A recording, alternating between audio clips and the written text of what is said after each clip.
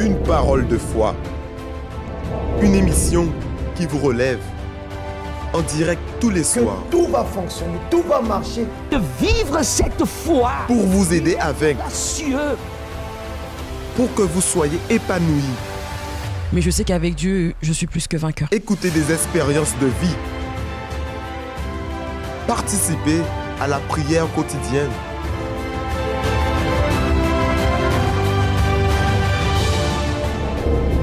Vous assistez à l'émission Parole de vie.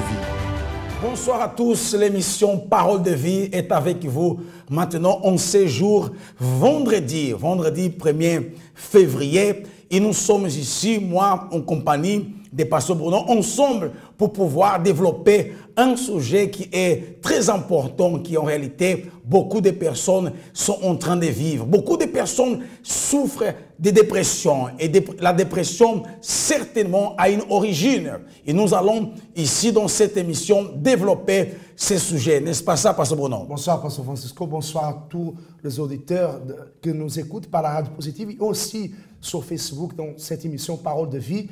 Et voilà, nous sommes là afin de pouvoir aider à vous qui êtes en train d'affronter ces problèmes qui originent la dépression ou peut-être même quelqu'un dans votre entourage que vous savez, vous allez identifier, Pasteur Francisco, cette personne, elle va identifier le problème, à travers le problème, les symptômes, elle va pouvoir identifier peut-être la dépression qui est dans la vie aussi de quelqu'un qui est dans son entourage, ou elle-même elle est en train de passer par cette situation, elle est dans cet état et elle a besoin urgemment de chercher de l'aide.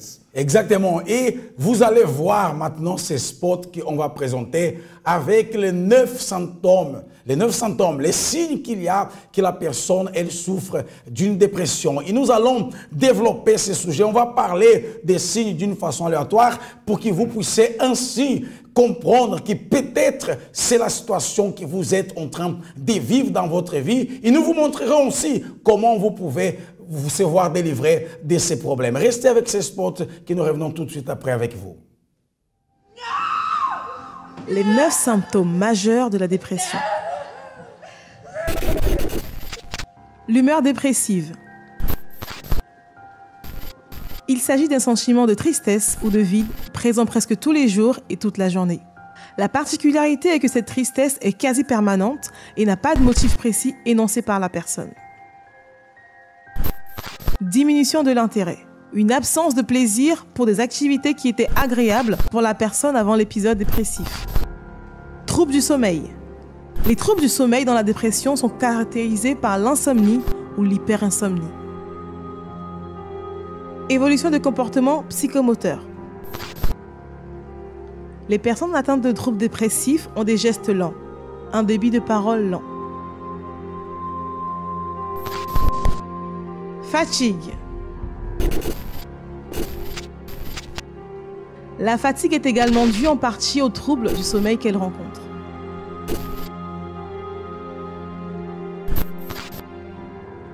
Sentiment de dévalorisation. La personne ressent un sentiment excessif de dévalorisation de sa personne, un sentiment de culpabilité importante qui est le plus souvent en dehors de toute réalité. Troubles cognitifs.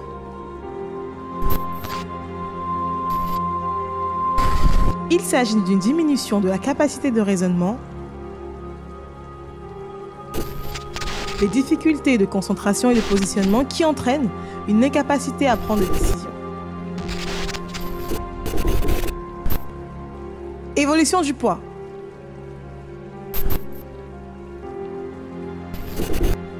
Les troubles alimentaires liés à la dépression sont caractérisés par une perte de poids ou au contraire par une prise de poids importante.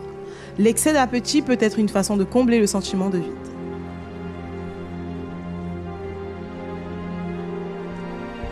Idée noire. La personne dépressive peut également penser au suicide de façon concrète avec l'imagination d'un scénario de suicide. Le passage à l'acte suicidaire est l'un des risques majeurs de la dépression. La dépression a une solution. Le suicide n'est pas la solution.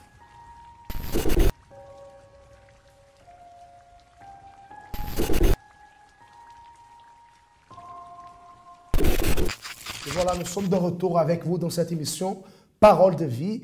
Et nous avons vu, Pasteur Francisco, quelques symptômes de la dépression, d'une personne dépressive, de quelqu'un qui, par exemple, elle a des idées noires, elle a un comportement pas bon dans le sens vis-à-vis à elle-même, qui pense au suicide. Ce sont des personnes qui gagnent de poids, des personnes qui sont isolées, des personnes qui se fatiguent.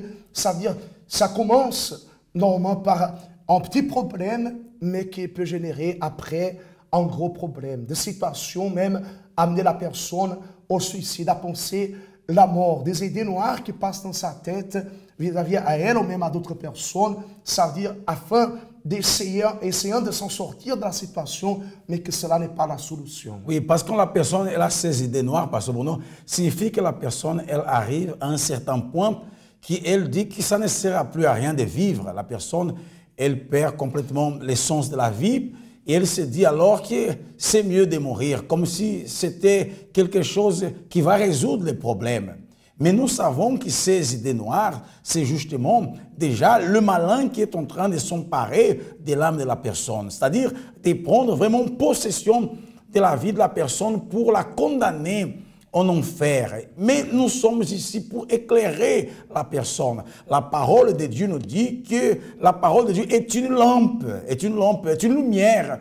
Et cette personne qui se trouve avec ses idées noires, ses pensées ténébreuses, qui pense à désister, à abandonner. Oui, vous qui êtes en train de voir, de regarder cette émission, peut-être vous connaissez quelqu'un qui a déjà apporté jusqu'à vous des paroles qui montrent, qui prouvent qu'elle a ses idées noires. Vous connaissez quelqu'un qui parle souvent qu'elle en a assez de vivre, qu'elle n'en peut plus, qu'elle va tout lâcher, qu'elle va tout abandonner. Alors, vous pouvez en ce moment partager les liens Facebook du Centre d'accueil universel avec ces personnes. Parce que, ainsi comme cette personne, elle va se connecter. Si elle est dans les ténèbres, nous allons entrer chez elle. Nous sommes ici au studio, elle est là chez elle, mais nous allons entrer là dans sa maison. Nous allons apporter la lumière qui va certainement éclairer cette personne qui a ses idées noires, ces idées ténébreuses qui sont en train de l'amener à avoir cette pensée, la pensée du suicide. Parce que Bruno, c'est important qu'on puisse partager au maximum parce qu'il n'y a pas que les personnes qui ont les idées noires, mais il y a d'autres personnes qui, elles, vivent aussi avec une grande tristesse. La personne, elle a une tristesse profonde qui, elle pleure tout le temps. Elle tout le temps pleure. Des angoisses, tristesses, ces amertumes qui sont enracinées à l'intérieur, au plus profond de son âme, que ce sont des choses que les hommes parfois ne voient pas, n'arrivent pas à enlever, même en prenant des médicaments, en faisant des traitements. La personne, elle n'arrive pas à enlever cela, ni même soulager. Parfois, la personne, et plus elle prend le médicament, Pasteur Francisco, plus elle se sent malade, plus elle se sent perdue, plus elle se sent solitaire, elle se sent toujours toute seule. Et il n'y a que Dieu qui peut combler le vide qu'il y a à l'intérieur de son âme. C'est pour ça que nous voulons inviter le maximum de personnes.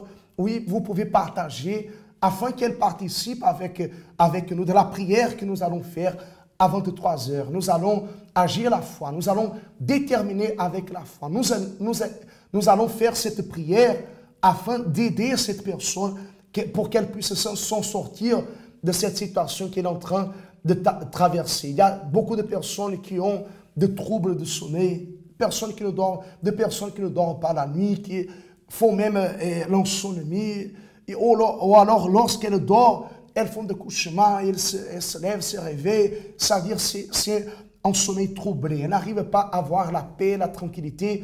Nous allons aider cette personne à travers la prière.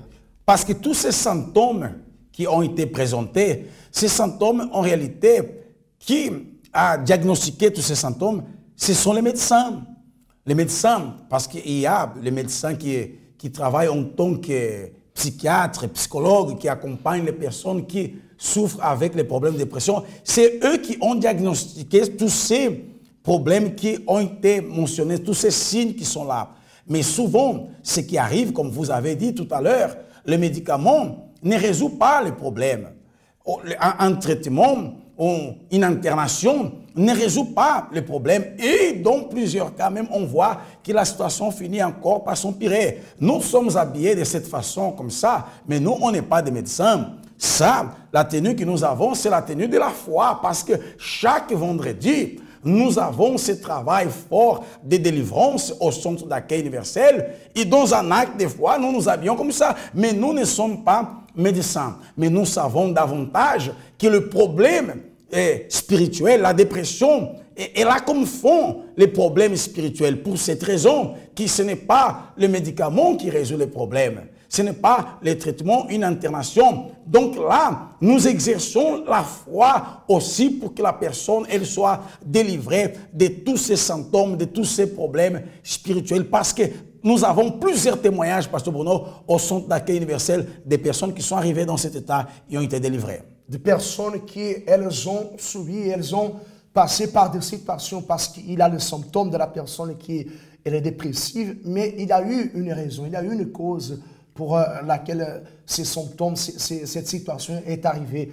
Et ces personnes que nous regardons dans le témoignage, elles ont vécu des situations qui les ont amenées à des situations de dépression, à des situations de souffrance, à des situations parfois de misère, même la maladie, des situations qu'elles ont vécues à travers la foi. Et c'est pour cela que nous allons maintenant regarder ce témoignage, un témoignage de foi qui nous montre alors comment vaincre les problèmes à travers la foi. Regardez le témoignage et nous allons revenir avec vous après.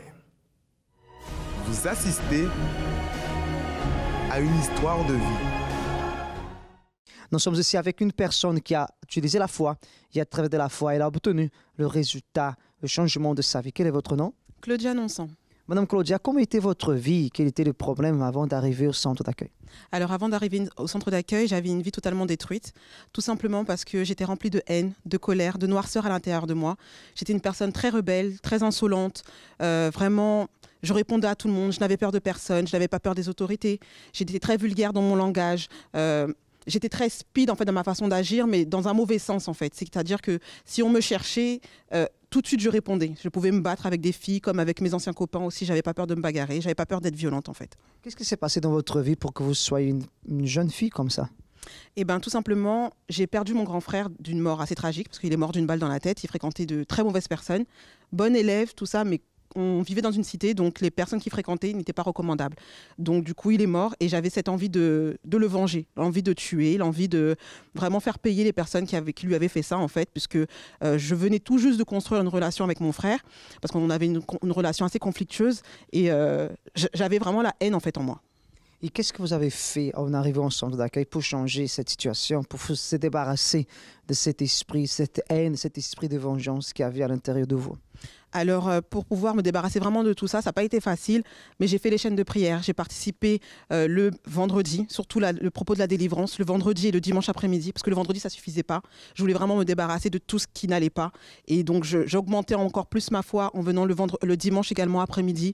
Je venais aux réunions le lundi, le mercredi, parce qu'il fallait que je me débarrasse de tout, de la haine, de la colère, de la noirceur, de toutes les envies en fait, dangereuses qui étaient nocives pour moi et également pour les personnes qui m'entouraient. Donc, il fallait que je fasse ces chaînes de prière là. Il a fallu aussi que je sacrifie ma personne, mon ego, que je demande à Dieu vraiment de me nettoyer, de me détruire moi pour pouvoir renaître. C'est-à-dire qu'à travers des enseignements que vous avez reçus dans les chaînes de prière, vous avez pu changer votre intérieur et vous êtes devenu une autre personne. Tout à fait, effectivement. J'ai écouté surtout la parole qui sortait de l'autel. J'ai écouté les conseils également des ouvriers, ouvrières.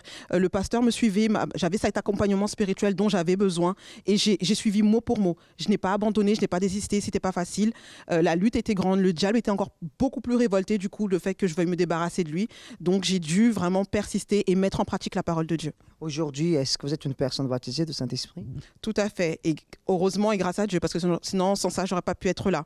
Il y a eu une opportunité qui s'est présentée pour moi, vraiment après la chaîne de délivrance. Une fois qu'on se débarrasse du mal, il faut pouvoir remplir en fait le vide qu'il y a à l'intérieur. Donc il y a eu le jeûne de Daniel qui s'est présenté. Il y a eu les campagnes d'Israël auparavant. Il y a eu un premier jeûne de Daniel, mais j'avais fait juste pour l'apparence en fait, pour être comme les autres. Et ça n'a pas fonctionné forcément. Vous avez fait le premier jeûne Daniel juste pour faire semblant, pour faire comme les autres. Vous avez suivi les autres. J'ai suivi les autres, vraiment. Je suivais la meule. Je me dis, bon, ben, ça va marcher pour les autres, donc ça va aussi marcher pour moi. Sauf que ça ne s'est pas passé comme ça. Et donc, rien ne s'est produit forcément. Donc, j'ai continué. Une autre opportunité s'est présentée. À nouveau, le jeûne de Daniel. Là, j'ai vraiment saisi. J'ai compris vraiment ce que Dieu attendait de moi. J'ai mis en pratique la parole de Dieu. J'ai jeûné, j'ai sacrifié. Je me suis débarrassée de moi-même, de mon ancienne identité. Et j'ai saisi vraiment l'opportunité que Dieu me donnait d'être remplie de sa présence. Pendant ce temps que vous êtes en centre d'accueil, que vous avez reçu le Saint-Esprit, dans l'action, que vous êtes dans l'action de la foi, au chant de prière, à l'église, vous avez déjà participé de la campagne d'Israël? Oui, j'ai participé à plusieurs campagnes d'Israël, du coup, depuis que je suis à l'église, depuis 2009, donc je participe aux campagnes d'Israël. J'ai beaucoup sacrifié, surtout pour moi-même, en fait, pour ma vie spirituelle. Parce que les choses matérielles sont importantes, c'est vrai. On a besoin d'être épanoui financièrement, dans la famille, dans la vie sentimentale. Mais ma vie spirituelle, c'était vraiment ma priorité. Et en toutes les campagnes que vous avez faites, vous avez obtenu des résultats? J'ai obtenu des résultats. Ça fonctionne? Ça fonctionne, ça marche. Notre opportunité, nous allons prendre ce témoignage. Que Dieu bénisse. Merci beaucoup. Vous assistez à l'émission Parole de vie. Le simple fait de me regarder dans le miroir me fait mal. Je ne m'aime pas. Je n'aime rien ni personne.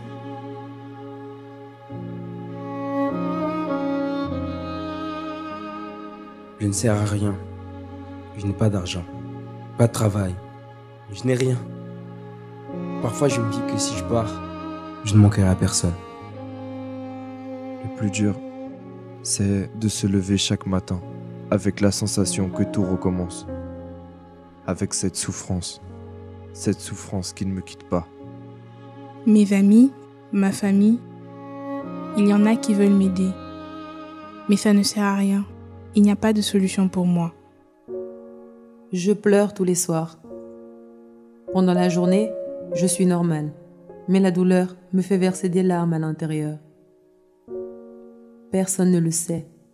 Personne ne le voit. Je souffre. Je souffre. Je souffre. Je souffre. Je souffre. Je souffre. La souffrance nous entoure. Ne soyons pas indifférents. La dépression a une solution. Le suicide n'est pas la solution.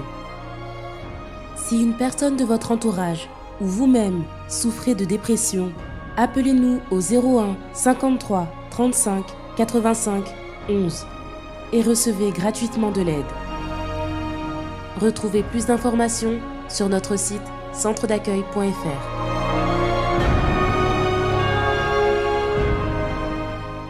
Voilà, nous sommes de retour avec vous après avoir vu ce témoignage de Claudia. Et nous avons, tout au début de l'émission, nous avons vu quels sont les symptômes qui montrent que la personne souffre de la dépression. Mais après avoir regardé les témoignages de Claudia, Pasteur Bono, nous avons aussi compris que pour qu'il y ait ces symptômes de la dépression, il y a les causes aussi. Il y a les causes qui amènent la personne à avoir ces symptômes de dépression. Et dans le cas de Claudia, alors la cause, c'était la mort de son frère. C'est bien ça.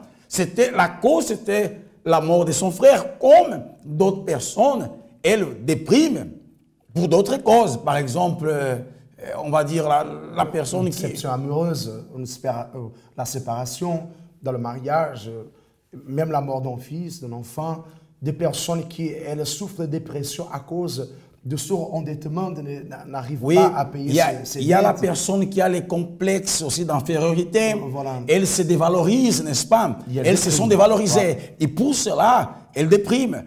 Le genre de personnes qui, elles, se comparent avec d'autres personnes, trouvent que les autres personnes sont meilleures qu'elles, qui ont une meilleure apparence par rapport à elles. Alors, la personne, elle voit sa condition et compare sa condition avec d'autres personnes et elle se dévalorise. Elle se voit une personne insignifiante et comme ça, elle aussi déprime. Et comme il y a beaucoup d'autres causes. Et elle-même se met à part, elle se sépare des personnes, elle se sent méprisée, mais elle-même, elle prend l'attitude de se recueillir, comme on dit, de se renfermer, c'est-à-dire elle ne prend pas de contact, et elle tombe dans cette dépression profonde. D'autres personnes, c'est la propre maladie, une maladie chronique, un problème de santé peut aussi causer la dépression. Et tant d'autres problèmes, ça veut dire il y a ces raisons, ces origines-là qui après sont en train de causer les symptômes qu'on était en train de parler. Mais pour cela, il y a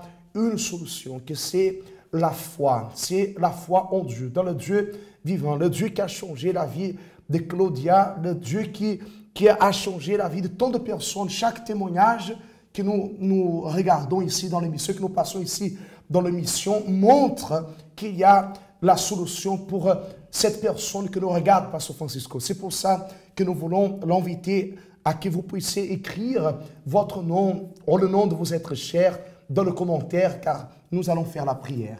Même comme vous dites là, les causes, Pasteur Bruno, on voit que même les enfants, il y a des enfants qui sont touchés aussi par la dépression. Souvent, des enfants que la cause, c'est le fait qu'à l'école, sont harcelés. Des enfants qui sont harcelés à l'école, alors ils vont jusqu'à déprimer. Et ce qui souvent arrive avec une personne qui déprime, parce que bon, c'est que les personnes des fois qui sont autour d'elle ne se rendent pas compte. Ne se rendent pas compte qu'elles souffrent d'une dépression. C'est pour cela, chers amis, vous qui regardez cette émission, vous ne savez pas peut-être que quelqu'un qui est proche, un être cher, un collègue, un voisin souffre de la dépression. Alors c'est important que nous puissions publier, inviter le maximum de personnes à pouvoir se connecter pour recevoir cette prière que nous allons faire quand il sera 23 h. Vous pouvez dès cet instant utiliser tous les moyens qu'il y a des réseaux sociaux pour partager, que ce soit à travers le Facebook même, comme aussi le WhatsApp. Vous pouvez utiliser en envoyant un texto, un SMS, oui, l'Instagram, pour inviter d'autres personnes qui certainement, elles ont besoin de cette aide, qui elles se connectent pour pouvoir unir la foi avec nous à travers la prière, et certainement cette dépression va quitter sa vie. Nous allons regarder encore un témoignage, le témoignage d'Islande, qui aussi nous montre comment elle a vaincu, comment elle a pu réussir face au problème. Elle a agi la foi au centre d'accueil universel et sa vie a changé. Regardez ce témoignage et après nous retournons avec vous. Vous assistez à une histoire de vie. Nous sommes ici sur l'autel du Centre d'accueil universel où la vie de toutes les personnes qui passent par ici change. Et je suis avec Islande. Islande, comment était votre vie avant de connaître le Centre d'accueil universel? Avant de venir ici au centre d'accueil, j'étais une personne qui ne m'aimait pas en fait. Même si on me disait « Ah, ben, tu es très belle », pour moi, c'était un mensonge. Donc, je me regardais dans le miroir. Je refusais même, il y a des moments, je refusais même de me regarder dans le miroir. Je n'avais pas confiance en moi. Et je me rappelle jusqu'à aujourd'hui que je disais tout le monde va réussir, sauf moi. Donc, je suis née pour souffrir. À chaque fois, les choses n'allaient pas. Eh bien, écoute, c'est ma vie, je suis comme ça. Et je suis née pour souffrir, donc rien ne va changer en fait. Pourquoi vous disiez ça? J'avais pas confiance en moi et aussi quand j'étais petite, mais je les disais pas parce que j'ai appris qu'on devait pas croire dans les rêves, mais je faisais souvent des cauchemars où je me battais. Donc c'est ma cousine qui m'a invitée, qui m'a emmenée. Elle me dit un jour, viens, il y a une église, on m'a invitée et viens avec moi. Je suis venue. Par curiosité. Par curiosité. Dites-moi, ces cauchemars, cette souffrance, cette angoisse, ce mépris, a duré combien de temps? Un bon bout de temps, parce que j'ai pris beaucoup de temps à pratiquer véritablement. À pratiquer, pourquoi? Parce que je faisais partie des personnes qui disent, qui mettaient la vie sentimentale en première place. Malgré, je ne voulais pas mettre à la première place, je disais toujours, aucun homme va me séparer de Dieu, ni de ma famille. Mais au final, c'est ce qui est arrivé. Mais quand vous avez pris la décision, votre vie a changé? Total. Comment vous êtes aujourd'hui et quelles sont les chaînes de prière que vous avez dû faire pour vous débarrasser de tous ces problèmes? Donc, j'ai commencé par faire la délivrance le vendredi, de ne pas rater le vendredi. Je venais, je faisais ma délivrance.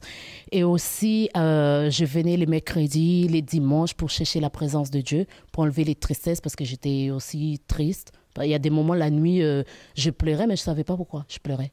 Et ça venait comme ça. J'imaginais juste ma vie et je pleurais. C'était vraiment incroyable. Donc, Dieu m'a délivré de ça à travers la délivrance le vendredi. Je venais aussi pour ma situation financière et tout, parce que j'avais des diplômes, mais je ne travaillais pas. Je suis restée longtemps à la maison, qui fait que j'étais devenue obèse même. Très grosse même. Ah bon? Oui, j'étais comme ça. Donc, j'ai resté à la maison. Je pouvais passer une semaine sans sortir de la maison. Je sortais uniquement les dimanches par, on va dire, acte de religiosité qui fait que les dimanches, il faut que j'aille à l'église. C'était tout. Sinon, je restais à la maison. Et vraiment, Dieu m'a délivré de ça. J'ai commencé à apprendre à prier. Apprendre à communiquer avec Dieu, apprendre à faire confiance en Dieu, apprendre vraiment à pratiquer la foi. Et qui vous êtes aujourd'hui? Je suis une Islande heureuse, avec la présence de Dieu. Je ne fais plus de cauchemars, je mets plus ma vie sentimentale en première place, parce que c'est vraiment ça qui avait complètement détruit, complètement, à travers vraiment la foi, à travers les propos qu'on avait faits. Et Dieu m'a montré que c'est, on va dire, les loups déguisés en brebis qui étaient dans ma vie sentimentale. Et quand je ouvre main à ça, Dieu a complètement transformé au jour d'aujourd'hui. Vous êtes heureuse. Ah oui. Parce que le Seigneur Jésus est à l'intérieur de vous. Exactement, pasteur. Amen.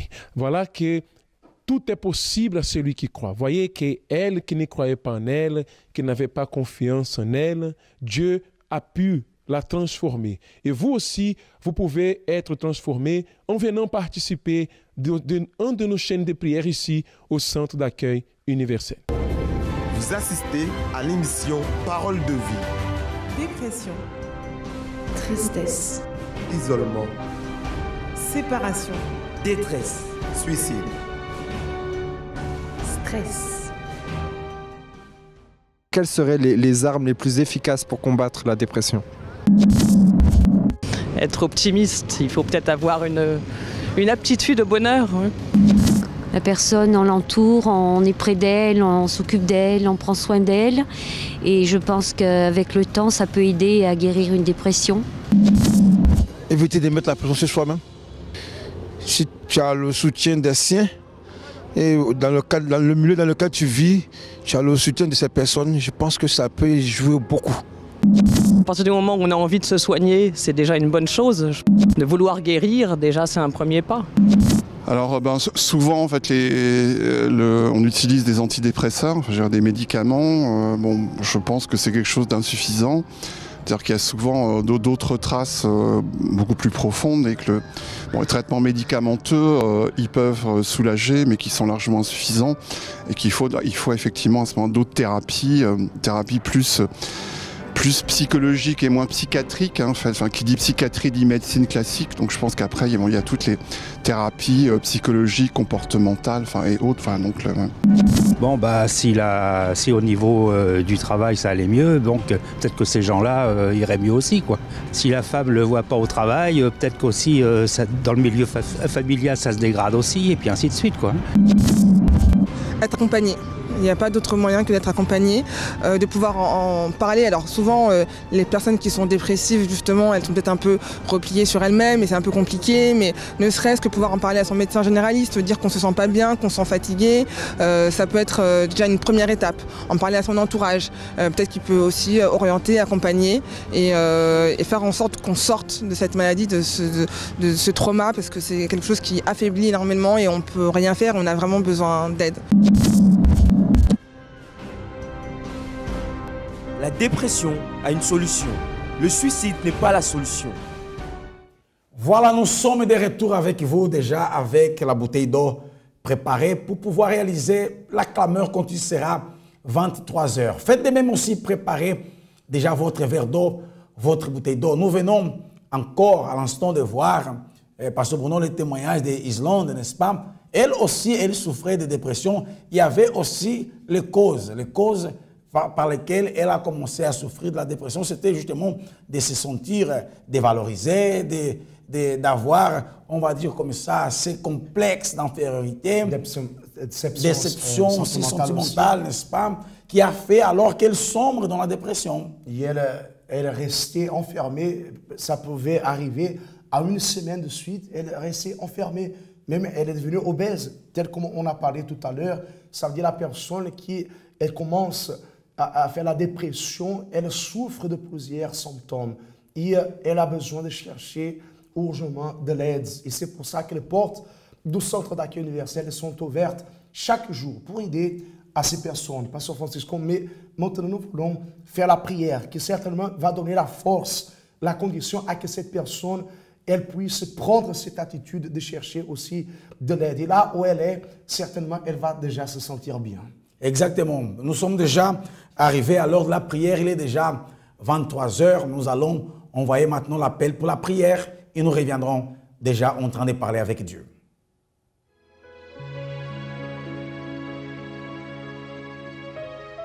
La prière est le lien qui nous unit à Dieu. À travers elle, nous nous libérons des chaînes qui nous emprisonnent, de la mort qui nous persécute, et nous trouvons la véritable raison de vivre. C'est le moment de la prière. Nous allons parler avec Dieu. Notre Dieu et notre Père, nous entrons dans ta sainte présence en cet instant, mon Dieu, à travers la foi, au nom du Seigneur Jésus, pour te demander en faveur de toutes les personnes, mon Dieu, qui sont unies avec nous, mon Dieu, dans une seule foi, un seul esprit, mon Dieu, de personnes qui en cet instant, elles ont besoin de ton aide. Elles ont besoin, mon Dieu, d'un miracle. De personnes, Seigneur, à qui, oh Dieu, les médecins, les traitements, le médicament, Seigneur, n'ont pas pu aider, Seigneur. Et pour cela, elle fait recours à toi. Pour cela, ces personnes, elles se tournent vers toi en cet instant, mon Dieu, afin que tu viennes les aider, Seigneur. Et au nom du Seigneur Jésus, nous déterminons maintenant la manifestation de ton pouvoir là où cette personne, elle se trouve, afin que, mon Dieu, tout le mal, toutes les douleurs, la maladie, cette infirmité, cette dépression, ces maux de tête, que toute l'oppression, les angoisses, mon Dieu, que toutes les influences négatives, ces pensées noires, ce mal, mon Dieu, qui la dérange, que mon Père vient troubler son sommeil, ce mal qui la dérange pendant la nuit, ce mal, mon Dieu, qui est en train de persécuter cette personne, nuit et jour, que ce mal, il soit maintenant réprimandé, qu'il soit en cet instant même arraché de son corps, de sa vie, de son âme, là où il y a une force maligne, là où il y a des œuvres de ténèbres, que ce mal tombe par terre maintenant et qu'il sorte de la vie, du chemin, de la maison de cette personne et que maintenant, mon Dieu, ta paix, mon Père, vienne s'établir, oh Dieu, dans cette vie, à l'intérieur de son cœur, dans cette maison, mon Dieu, qu'il puisse avoir la réconciliation, qu'il puisse avoir maintenant, mon Dieu, mon Père, l'amour, l'union, Seigneur, dans cette famille, la compréhension entre les parents et les enfants, entre le mari et l'épouse. Nous déterminons que là où se trouve cette personne qui se sentait perdue, désorientée, mon Dieu, que maintenant elle puisse retrouver le repère, que maintenant elle puisse retrouver une direction, mon Dieu, que tu le donneras, Seigneur. Oui, qu'elle puisse maintenant, mon Père, oh Seigneur, recevoir cette force qui vient de toi afin qu'elle puisse se relever. Cette personne que ça fait peut-être des jours ou même des semaines, même de mois qu'elle ne sort pas de la maison, elle se renferme à la maison, mon Dieu, elle se sent malade, elle se sent, mon Dieu, exclue, elle se sent, mon Dieu, méprisée par la société. Viens la relever maintenant et change cette situation, parce qu'au nom du Seigneur Jésus, nous déterminons que là, mon Dieu, où il y avait ces ténèbres, ta lumière arrive et ces ténèbres soient dissipées, enlevées au nom du Seigneur Jésus-Christ. Oui, Seigneur, comme tu l'as dit, tu as dit que tu es la lumière du monde, Seigneur. Et mon Dieu, le peuple qui était dans les ténèbres ont reçu cette lumière, Oh mon Père, là où il y a quelqu'un, mon Dieu, qui souffre, mon Père, là où il y a quelqu'un qui est malade, là où il y a quelqu'un, Seigneur, qui est triste, quelqu'un, mon Dieu, qui est dérangé, qui est tourmenté, qu'elle reçoit la lumière maintenant. Oh mon Seigneur, cette personne qui est dépressive, cette personne qui souvent, mon Dieu, a des pensées suicidaires, cette personne qui est en train de se voir comme étant une personne dévalorisée, elles se sont exclues, Seigneur. Visite cette personne, mon Dieu, éclaire cette personne pour que tous ces mal qui sont cachés dans sa vie soient mis à découverte, Seigneur, afin d'être cherchés, afin d'être arrachés de la vie de cette personne. Délivre, mon Dieu, tous ceux, mon Dieu, qui pendant longtemps ont souffert. Il y a des personnes qui souffrent depuis qu'ils sont nés. Il y a des personnes qui souffrent, mon Dieu, depuis leur enfance, leur adolescence. Oh mon Dieu, cette personne qui a vécu une déception amoureuse, cette personne qui a été abandonnée, mon Père, qui maintenant par la manifestation de ton pouvoir, elle puisse voir la lumière au fond du tunnel pour pouvoir sortir de ces gouffres, de cette souffrance. Nous déterminons maintenant au nom du Seigneur Jésus, ainsi comme nous te présentons, Seigneur, cette eau, mon Dieu, que ta lumière soit dans cette eau, dans ce verre d'eau que cette personne, elle tient dans sa main. Oui, mon Dieu, qu'elle, mon Père, élève à toi, mon Père, et lorsqu'elle boira de cette eau, la lumière, mon Dieu, pénètre dans son intérieur, pour que dans son cœur, mon Dieu, il n'y ait plus de tristesse, d'angoisse, d'amertume. Ici, il y a une maladie, qu'elle disparaisse au nom du Seigneur Jésus. C'est ce que nous déterminons au nom du Père, du Fils et du Saint-Esprit. Et vous qui croyez, dites Amen, grâce à Dieu, et qu'ainsi soit-il. Amen. Buvons maintenant de cette eau au nom du Seigneur Jésus.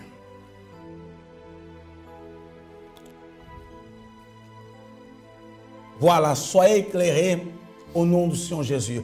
La lumière de Dieu est déjà là dans votre vie. Vous qui avez écrit le nom de vos êtres chers dans les commentaires, croyez que la lumière de Dieu a déjà visité votre famille. Et là, c'est important à ce que vous puissiez faire que cette lumière puisse rester dans votre vie. En faisant comment? En cherchant toujours la présence de Dieu, qui sera le cas ce dimanche, qui sera d'une extrême importance à ce que cette personne, Pasteur Bruno, elle puisse participer de la fête des prémices. Tous les dimanches sont très importants. C'est le jour le plus important que nous puissions dire à l'Église. Et nous vous invitons pour être avec nous. Dans cette fête, la fête du Saint-Esprit, la fête des prémices, nous allons chercher la présence de Dieu, cette lumière, pour qu'elle vienne habiter à l'intérieur de vous. Moi, je serai à Nanterre, au 19 rue des Anciennes Mairies, au Théâtre La Forge. Nous sommes là dimanche, chaque dimanche, à 9 h du matin. À Nanterre-Ville, il y a l'RER A. Vous pouvez emprunter l'RER A et vous pouvez vous rendre. Il y a des plaques même qui indiquent jusqu'au Théâtre La Forge, où nous sommes installés actuellement à Nanterre. Oui, nous aussi, nous sommes au cœur là des Villejuif. Vous pouvez se joindre à nous ce dimanche. Nos horaires, ce sont 8 h et 10 h du matin.